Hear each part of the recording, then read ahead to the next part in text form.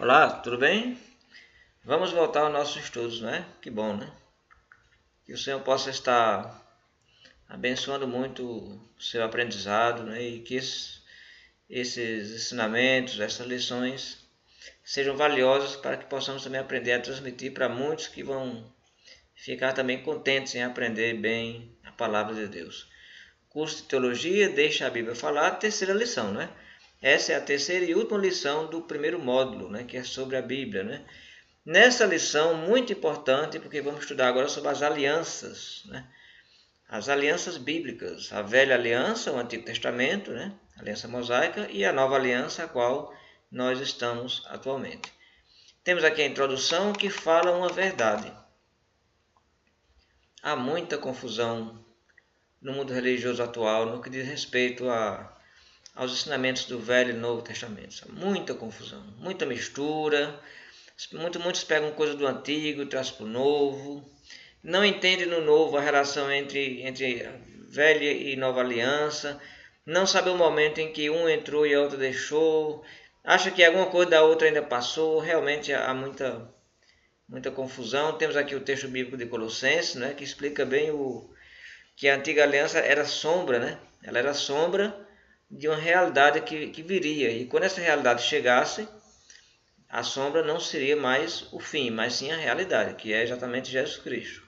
Temos essa passagem de Colossenses, capítulo 2, versículo 17. Lembrando aqui o sacrifício do cordeiro, né? Que isso era a sombra. Agora o sacrifício de Cristo, temos a realidade. Isso é apenas um modelo onde vários itens da lei também encontram essa mesma relação. Então vamos estudar sobre a velha aliança. A velha aliança, o Antigo Testamento. Bem, o Antigo Testamento, a Velha Aliança, era um acordo entre Deus e uma nação chamada Israel. Muito importante esse ponto, né? Tem pessoas que pensam que a lei de Deus no Antigo Testamento era para todos os povos. Não, não era. Era unicamente para um povo escolhido, chamado por Deus, que era o povo de Israel. E essa aliança foi feita com eles, quando os israelitas saíram do Egito e foram para o Monte Sinai. Temos aqui o texto de Deuteronômio, capítulo 5, versículo 1 a 3, deixa isso bem claro. Então Moisés convocou todo Israel e lhe disse: Ouçam, ó Israel, os decretos e as ordenanças que hoje lhes estou anunciando. Aprendam-nos e tenham cuidado de cumpri-los.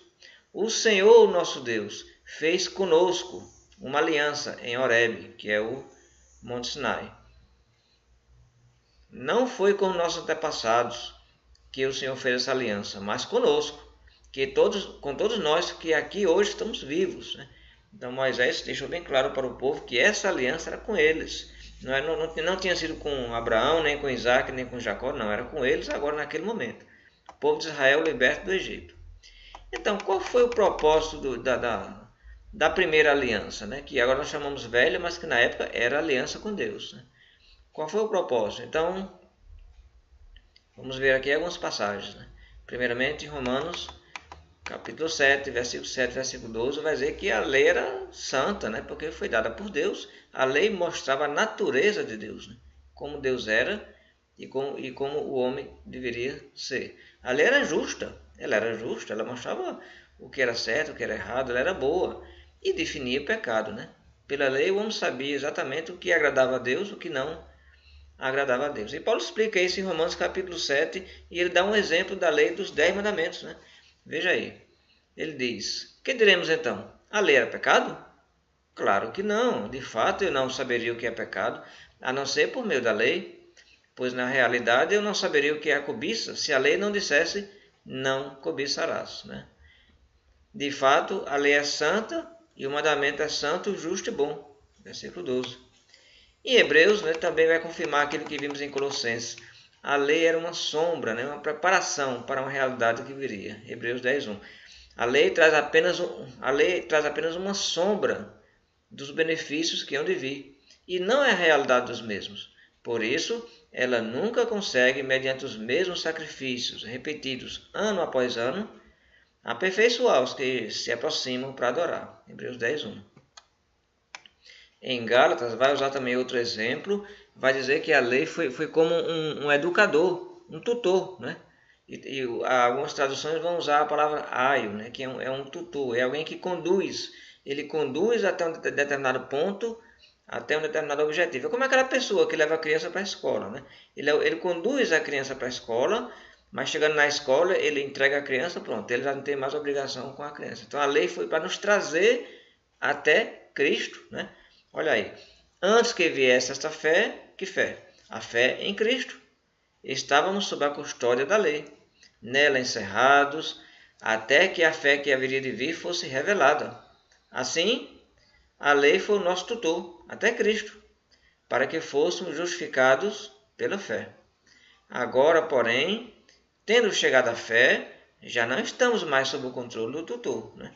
Gálatas capítulo 3, versículo 23 e 25. Também foi profetizado que a primeira aliança, a velha aliança, ela não seria eterna, né? Ela teria um fim. Né? Ela teria um fim, ela iria cumprir o seu papel até que chegasse o fim das coisas, a realidade, né? Que era Cristo. Né? Então foi profetizado que Deus faria uma nova aliança. Temos aqui, ainda na era mosaica, Deus pronunciou o estabelecimento de uma nova aliança. Então temos esse texto de Jeremias, capítulo 31, versículo 34 a 31 e 34. Né? Ele diz: Estão chegando os dias, declara o Senhor, quando farei uma nova aliança com a comunidade de Israel e com a comunidade de Judá.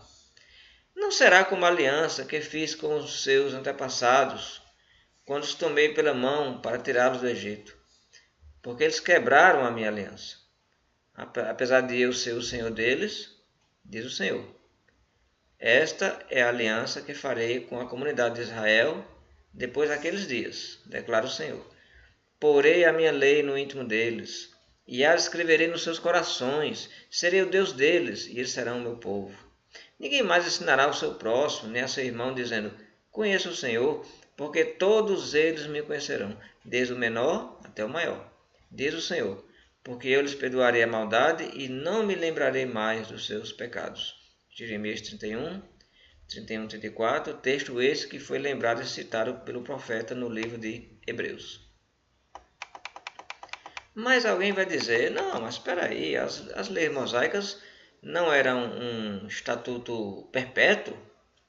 Ou seja, para sempre? Sempre que as pessoas querem defender, por exemplo, que a validade do sábado, querem dizer que o sábado está valendo, então eles vão dizer que o sábado foi dito que era estatuto perpétuo, para sempre. E de fato isso está no texto. Então vamos analisar essa passagem para chegarmos a alguma conclusão, não é isso? Disse ainda o Senhor a Moisés: Diga aos israelitas que guardem os meus sábados. E isso será um sinal entre mim e vocês, geração após geração, a fim de que saibam que eu sou o Senhor, que os santifico. Guardem o sábado, pois para vocês é santo. Aquele que o profanar terá que ser executado. Quem fizer algum trabalho nesse dia será eliminado do meio do seu povo. Em 6 dias, qualquer trabalho poderá ser feito, mas o 7º dia é o sábado, o dia de descanso, consagrado ao Senhor. Quem fizer algum trabalho no sábado terá que ser executado. Os israelitas terão que guardar o sábado, ele e os seus descendentes, como aliança perpétua. Isso será um sinal perpétuo entre mim e os israelitas, pois em 6 dias o Senhor fez os céus e a terra, e no 7º dia ele não trabalhou e descansou. Então, se for interpretado dessa forma, hoje nós teríamos que guardar o sábado estaria valendo. Mas só que teria um problema.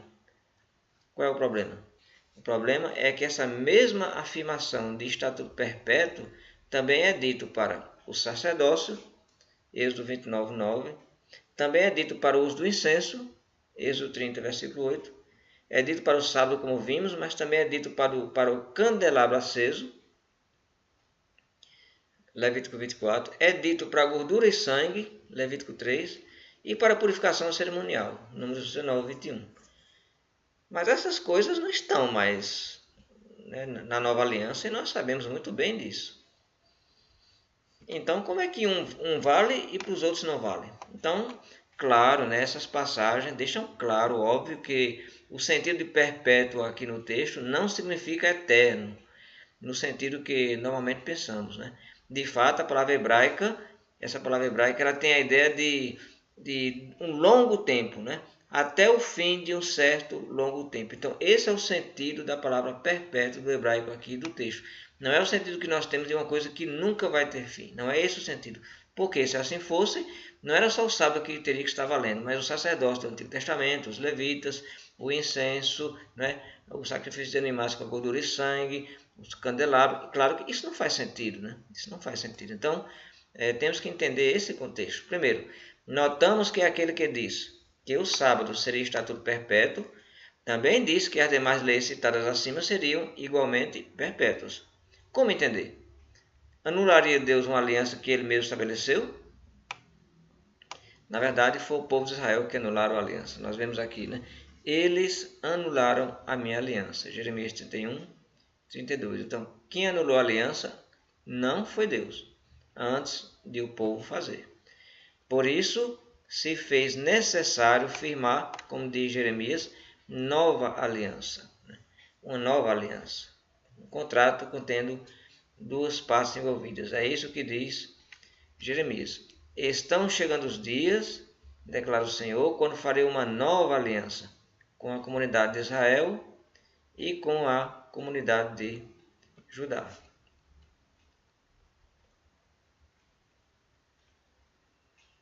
Na próxima videoaula, nós vamos continuar esse assunto estudando sobre as alianças e também vendo, né, como foi o encerramento da velha aliança e o estabelecimento da nova aliança em Cristo.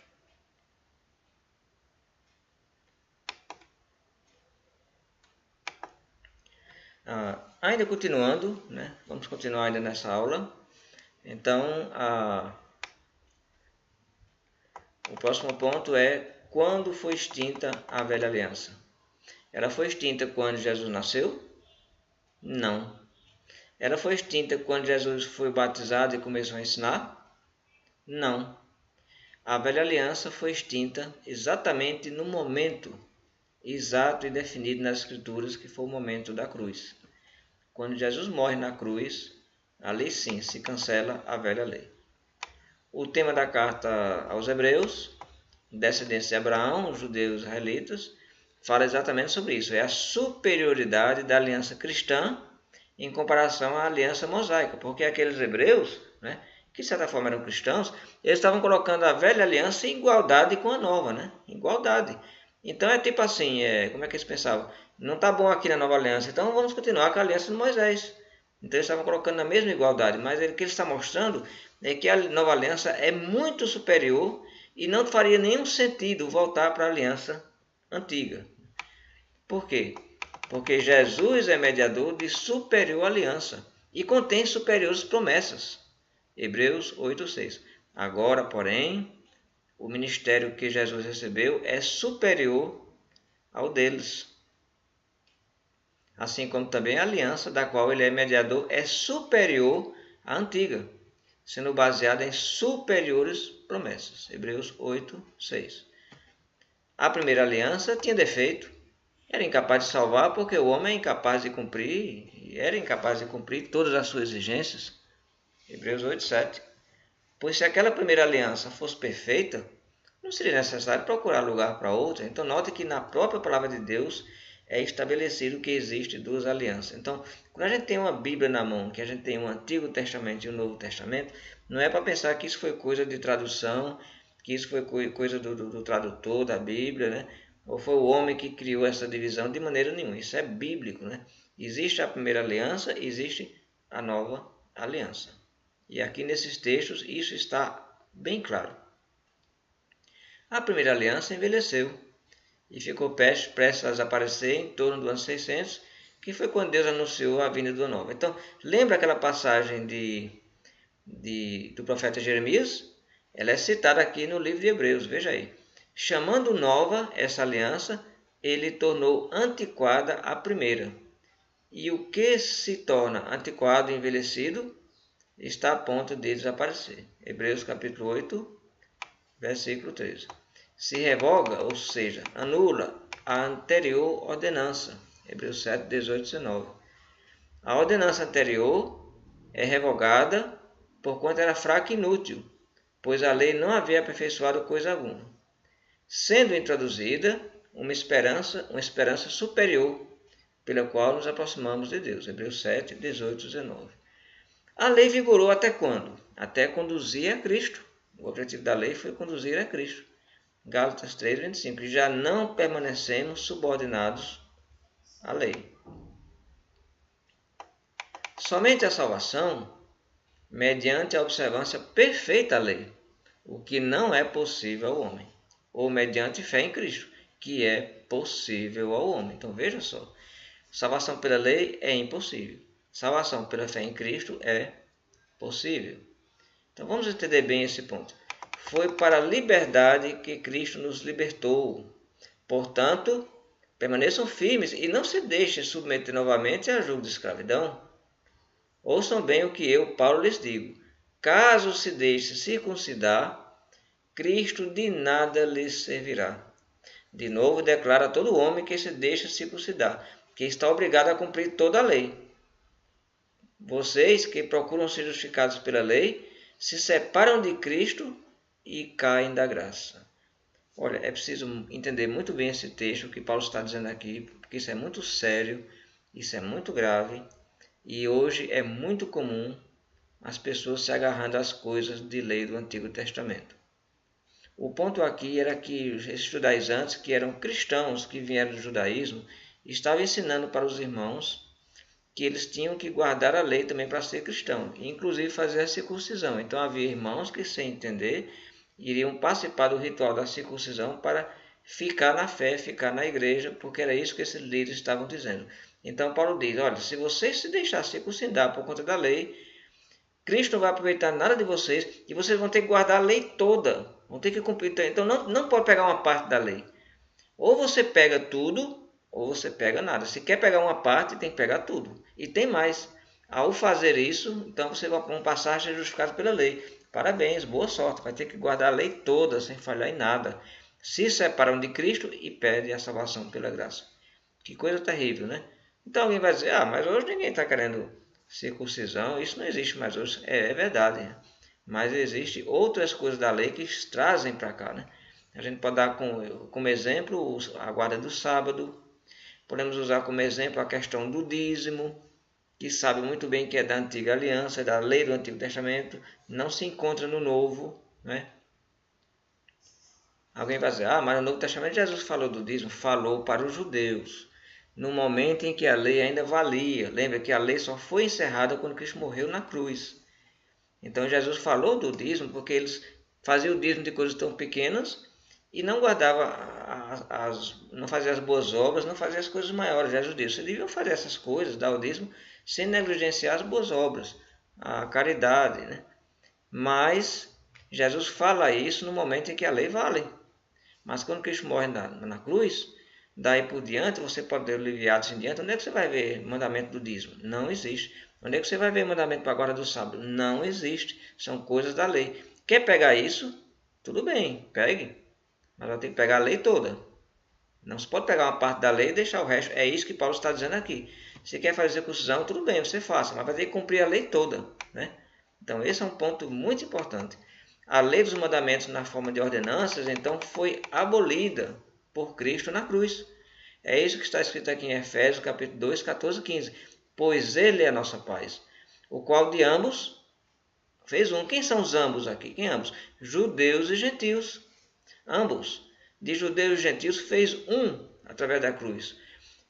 E destruiu a barreira, o muro de inimizade. Ou seja, ele fala aqui figuradamente de um muro que separava de um lado judeus, de um lado gentios. Então em Cristo acabou a separação. Não existe mais judeus nem gentios, todos são um em Cristo Jesus. Anulando em seu corpo a lei dos mandamentos expressa em ordenanças. O objetivo dele era criar em si mesmo, dos dois, um novo homem, fazendo a paz. Então nota que a reconciliação em Cristo não existe mais judeus, não existe mais gentios, todos são um em Cristo Jesus. Então ninguém vem com aquela história de Israel, Israel, Israel é povo de Deus, Deus ama Israel. Deus ama quem segue a Jesus. Deus ama quem se converte a Jesus. E em Jesus não existe mais judeu, não existe mais Israel, não existe palestino, não existe russo, nem americano, nem brasileiro, nada. Em Cristo todos nós somos um. Foi derrubada a lei da separação, o muro da separação. Não existe mais isso. Então as pessoas às vezes ficam criando essas coisas ainda, né? Então, perdão de pecados, quanto da remoção da lei que nos condena. Veja essa importante passagem de Colossenses ensinando que não faz sentido ficar guardando coisas da lei, mas foi difícil para os cristãos porque os judeus tiveram trabalho para entender isso, né? Eles queriam ficar, dizia que para ser cristão tinha que também guardar a lei, né? Então Paulo vai dizer, olha, quando vocês estavam mortos em pecado e na incircuncisão da sua carne, Deus os vivificou juntamente com Cristo. Ele nos perdoou todas as transgressões e cancelou a escrita de dívida, que consistia em ordenanças e que nos era contrária. Ele a removeu, pregando-a na cruz. E, tendo despojado os poderes, as autoridades, fez deles um espetáculo público, triunfando sobre eles na cruz. Parecia que Cristo estava sendo derrotado na cruz, não é mesmo? Muitos pensaram isso. Não, ele estava sendo vitorioso, porque dias depois veio a ressurreição. Então Paulo diz, Cristo já ressuscitou, Cristo está vivo, a lei agora é Cristo, a nossa vida agora é Cristo. Então, por favor, não permitam que ninguém os julgue agora pelo que vocês comem ou bebem. Ah, isso não pode comer, isso não pode comer. Ou em relação a alguma festividade religiosa, ou a celebração das luas novas, ou dos dias de sábado. Essas coisas são sombras do que haveria de vir. A realidade, porém, agora encontra-se em Cristo. Essa é a versão NVI e deixa muito bem claro o que Paulo está dizendo aqui. Ninguém mais pode julgar vocês pelo que pode comer, por alguma festa de tabernáculos, Pentecostes, da Páscoa, ou por luas novas que eles guardavam, ou por dia de sábado que ainda guardavam. Não pode mais questionar isso por vocês, porque agora vocês estão em Cristo. E Cristo cumpriu toda a lei. Veja aí o ponto. Jesus cumpriu. Ao cumprir toda a lei, Jesus encerrou a lei. Então, você agora está com Cristo, você está na lei. Em Cristo, nós estamos 100% de acordo com a lei, mesmo sendo falhos, mas pelo sangue de Cristo que nos purifica de todo pecado, como diz em 1 João. Muito bem, agora sim, vamos parar aqui e vamos continuar na próxima videoaula essa importante aula sobre as alianças, a velha aliança e a nova aliança.